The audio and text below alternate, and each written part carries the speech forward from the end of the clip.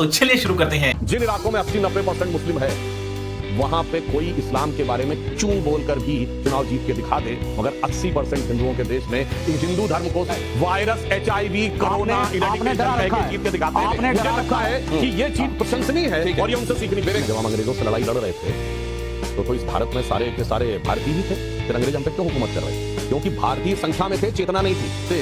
हनुमान जी भगवान राम के सेवक थे, बड़ा बड़ा काम हनुमान जी कर देते थे। लंका का जब ध्वंस करके लौटे तो भगवान राम ने कहा भाई बहुत बड़ा काम तुम करके चले आए। तो हनुमान जी ने क्या कहा, यह सब तब प्रताप रघुराई नाथ न कछु मोरी प्रभुताई। तो ये जो है ये धर्म का प्रताप है, ये राम की कृपा है, हम तो सिर्फ माध्यम है। भारत नमस्कार दोस्तों, डिबेट पे चर्चा की एक और धमाकेदार वीडियो में आप सबका स्वागत है। अगर आपको ऐसे डिबेट वीडियो देखना पसंद है तो आप सही चैनल पर आए हो। आपको चैनल बार बार ढूंढना न पड़े, इसलिए चैनल को सब्सक्राइब कर दीजिए ताकि जब भी नई वीडियो है आपके पास तुरंत पहुंच जाए। और दोस्तों, वीडियो आपको थोड़ी सी भी अच्छी लगे तो वीडियो को लाइक कर दीजिए और कमेंट सेक्शन में अपनी राय जरूर दीजिए, क्योंकि आपका ये समर्थन हमारे लिए जड़ी बूटी का काम करता है। वीडियो को आखिर तक जरूर से देखिए। तो चलिए फिर शुरू करते हैं आज की मेन डिबेट।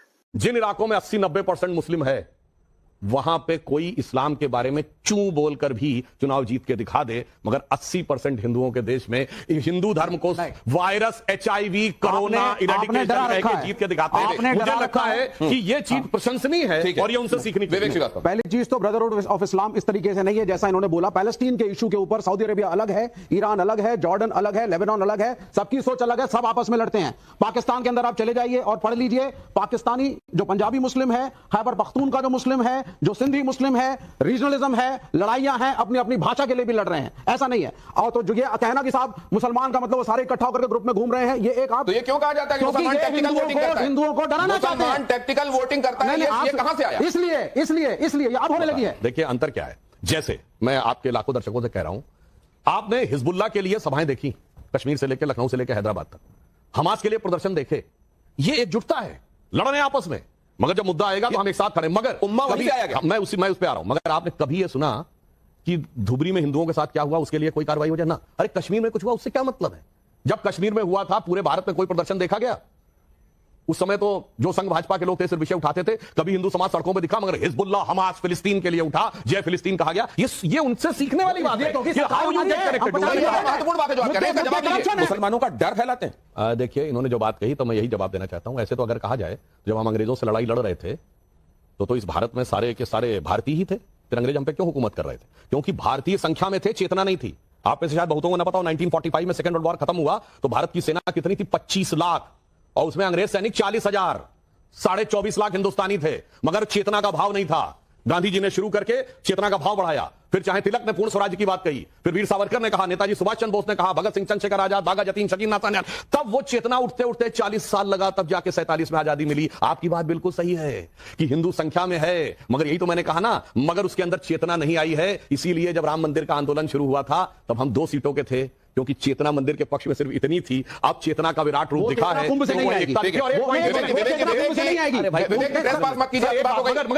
मगर एक चीज जो मुस्लिम समाज को हिंदुओं से सीखनी चाहिए, जैसे इन्होंने कहा वहां फिलिस्तीन में सब लगते हैं, बिल्कुल सही बात है। वहां जो समाज में भिन्न भिन्न सेक्शंस हैं उनमें अलग अलग है, पर किसी को अलग नहीं आता। जैसे कुंभ में आपने देखा सब एक साथ स्नान कर रहे थे, 20 किलोमीटर लंबे घाट थे, ऐसा तो नहीं था ये फलां जाति का घाट है, ये फलां वर्ग का घाट है। एक बात ये हिंदू ब्रदरहुड, नहीं मैं एक मिनट पूरी कर लूं, बात तो समझ। मगर मुस्लिमों में क्या होता है? ये शियाओं का कब्रिस्तान है, सुन्नियों का है, ये बरेलियों की मस्जिद है, ये देवबंदियों की है, ये अहले हदीस की है, ये हनफी की, और फिर इतनी ज्यादा एक दूसरे के खिलाफ हो जाते हैं कि जहां 100% मुस्लिम वहां मस्जिदों में धमाके क्यों हो जाते हैं? मेरी समझ से बाहर है भाई। अफगानिस्तान में, सीरिया में, पाकिस्तान में, पेशावर में शिया मंदिर में धमाका।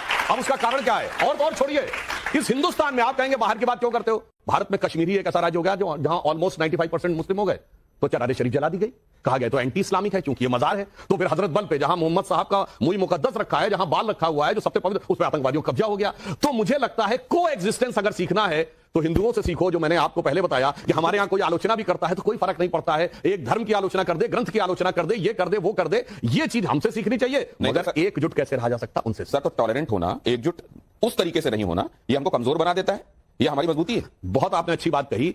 देखिए धार्मिक दृष्टि से और वैचारिक दृष्टि से टॉलरेंट होना चाहिए, मगर राजनीतिक दृष्टि से एकजुट होना चाहिए, क्योंकि वो फिर आप अपनी रक्षा नहीं कर पाएंगे। जैसे सेना एकजुट होनी चाहिए और साइंटिस्ट ओपन टू आइडियाज होना चाहिए। प्रेम कुमार जी। जी सुधांशु जी जो बात कह रहे हैं कितनी विडंबनाओं से पूर्ण है, उसकी ओर मैं बस इशारा करना चाहता हूं। ये कह रहे हैं जो मुसलमानों के बारे में बता रहे हैं कि वो एकजुट हो जाते हैं और हिंदू एकजुट नहीं हो जाते हैं। इसको ये कह रहे हैं, बुराई कर रहे हैं, और उसी बुराई को हिंदू धर्म एक्सपेक्ट कर रहे हैं कि ये क्यों नहीं एकजुट हो जाते हैं। अगर उनका एकजुट होना आपकी नजर में ईर्ष्या का कारण है या बुराई है, तो उसी तरह का एक्सपेक्टेशन, हम उनकी बुराई नहीं, उनकी उसी तो तरह अच्छाई का है। एक्सपेक्टेशन उनकी अच्छाई हमारी बुराई है। हिंदुओं से आप कर रहे हैं कि आप भी उसी तरह से मुस्लिम की तरह क्यों नहीं एकजुट हो जाना, एक कसक पैदा कर रहे हैं। आज राजनीतिक रूप से आलोचनाएं दरकिनार कर दी गई। क्या आपने कांग्रेस मुक्त भारत का नारा नहीं दिया? दिया कि नहीं दिया?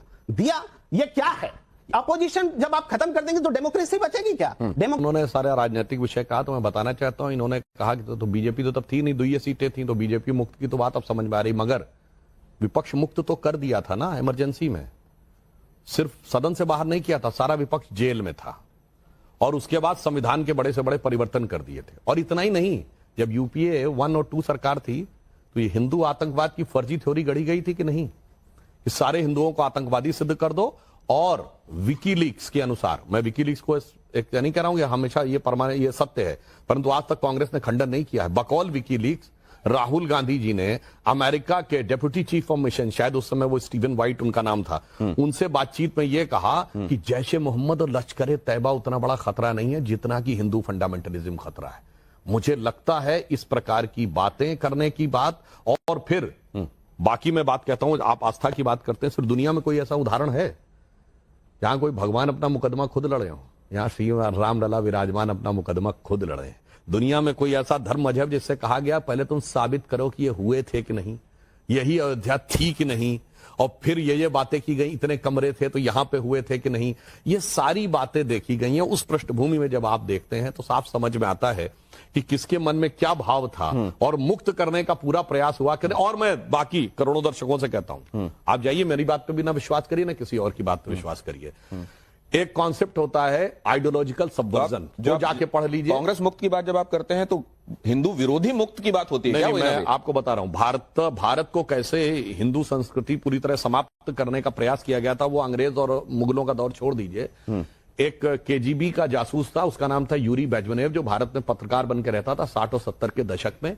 2006 में उसने कैनेडियन टीवी को एक इंटरव्यू दिया है जिसमें उसने पूरा खाका बताया है कि 4 स्टेजेस बनाई गई थी कि कैसे भारत को धर्म से मुक्त करना है। फर्स्ट स्टेज थी स्टेज ऑफ डिमोरलाइजेशन, यानी हमारे दिमाग में भरना हमारी धर्म संस्कृति की हर चीज गलत है। उसके बाद सेकंड स्टेज थी स्टेज ऑफ डिस्टेबलाइजेशन, अब उस पर आंदोलन खड़े करने हैं। थर्ड स्टेज थी स्टेज ऑफ रिवोल्यूशन, यानी अब उनको हिंसक आंदोलनों में तब्दील करना है। और फोर्थ स्टेज थी स्टेज ऑफ नॉर्मलाइजेशन, यानी उसके द्वारा सत्ता प्राप्त करनी है।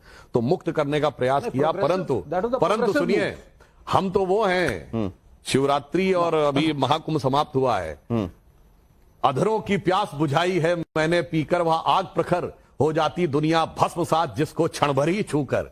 फिर भय से व्याकुल दुनिया ने आरंभ किया मेरा पूजन, मैं नर नारायण नीलकंठ बन गया, न इसमें कुछ संशय, हिंदू तन मन हिंदू जीवन, रग रग हिंदू मेरा। उमाकांत लखेरा जी, हम का मतलब क्या है?